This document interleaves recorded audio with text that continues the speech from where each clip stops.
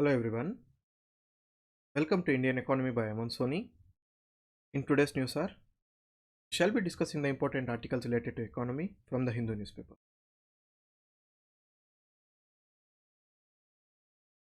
In the editorial page,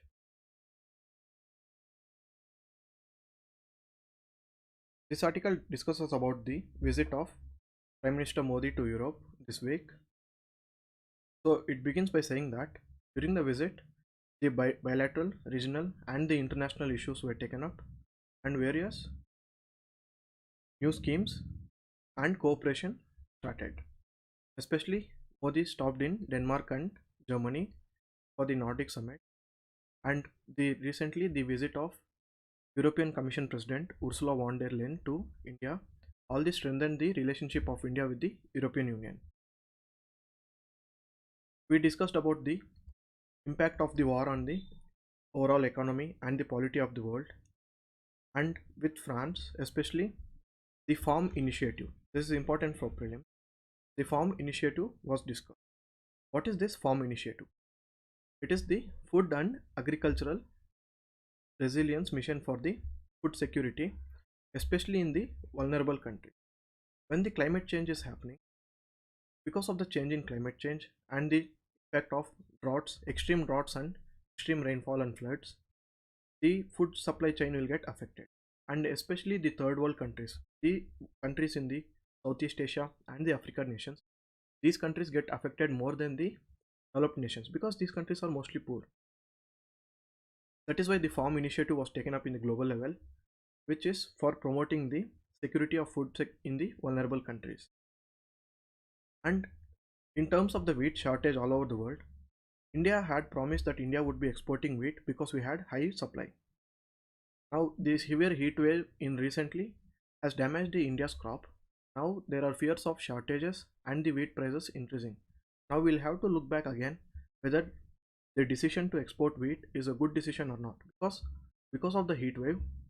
Now the supply in India is going to be affected in the coming future and the prices are going to be high. At this point of time, probably it's a good thing to store more wheat than export. France and India also had co-founded the International Solar Alliance in 2015, and we have partnerships in building integrated supply chains for solar energy production, and we also have strategic dialogue on space issues.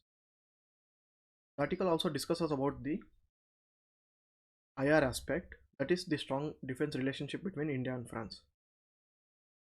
Especially in 1998, when all the Western countries had imposed sanctions on India for its nuclear test, France did not impose any sanctions. And during 2008, when the nuclear suppliers group gave a waiver to India, which allowed India to access nuclear fuel for technology and electricity generation purposes, France was the first country to conclude a civil nuclear deal with India. So that shows the defense partnership relationship between France and India. At the same time, there is a setback. The India-France free trade agreement talks got suspended in 2013. After that, we didn't pick up on that. So probably it's high time, based on the good relationship that we currently have with France, we resume the talks again. And India should push for stronger ties with Europe. In the news page, this article talks about the recent National Family Health Survey and what are the changes between the Family Health Survey 4 and the Family Health Survey 5. In this last 5 years, what has happened? The total fertility rate for the entire country has declined from 2.2 children to 2 children. That is, the fertility rate is, on an average, how many children can a woman bear? So earlier it used to be 2.2, now it has reduced to 2. And only 5 states are above the replacement level with a fertility rate of 2.1. And those states are Bihar with almost 3 children, Meghalaya with 2.9, then UP, Jharkhand and Manipur. The Family Health Survey also gave details about the other aspects and data, and those are the institutional births in India increased from 79% to 89% all over across the India. Institutional births is when the birth of the baby happens in a hospital or with a trained medical professional, contrary to the traditional births where the women in the rural areas, they used to help the women deliver the babies in previous times, and even now it happens in the extreme rural areas. Now the institutional births, that is the births in hospitals with the help of trained medical professionals, that has increased from almost 79% to 89%. Why is this impact important? When the person is not trained in delivering the baby, there are high chances that either the baby or the mother's life is gonna get affected. So when the birth takes place in the institutional form, say in a hospital, there are less chances that the health of the baby would get affected. The delivery would be smooth and the life of the both the mother and the baby would be safeguarded. That is why institutional births are important. And more than 77% aged between 12 and 23 months are fully immunized. And the stunting among children has marginally reduced from 38% to 60%. And compared to rural areas and urban areas, the stunting is more in the rural areas because the children in the rural areas are not able to get access to proper nourished food. The malnutrition is higher in the rural areas. That is why the stunting is also higher in the rural areas compared to the urban kids.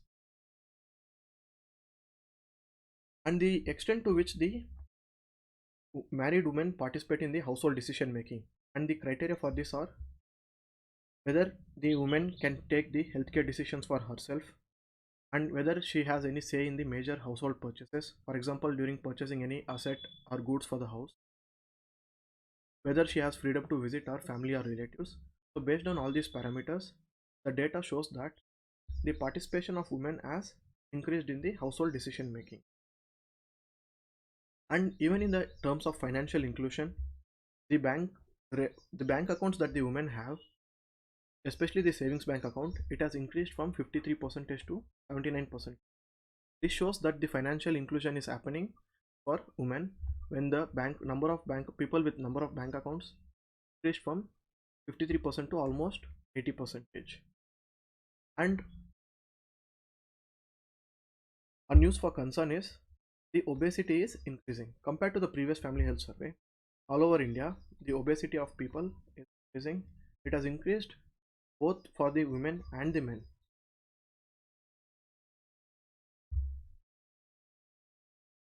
And why is this data important? Because the data is so diverse. The data gives so many details about so many socioeconomic indicators.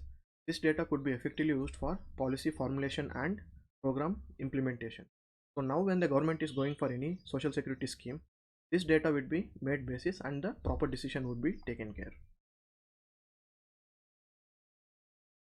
In the business page, you can skip all the news and you can read this news. We have been seeing about how the increase in electricity demand during the summer is leading to the coal crisis, and how the passenger trains are stopped and goods rakes are increased in the railways so that the coal transportation happens from the coal mines to the coal generation power plants. Now, based on the powers given to the Ministry of Power under the Section 11 of the Electricity Act, the Power Ministry has directed all those power plants which import coal to run at full capacity. So all those power generation companies which import coal for electricity generation, their capacity is not fully utilized. For example, if they have capacity to generate say 5000 megawatts of power, and currently they are generating just 3000 megawatts of power, so they have unutilized capacity to generate another 2000 megawatts of power.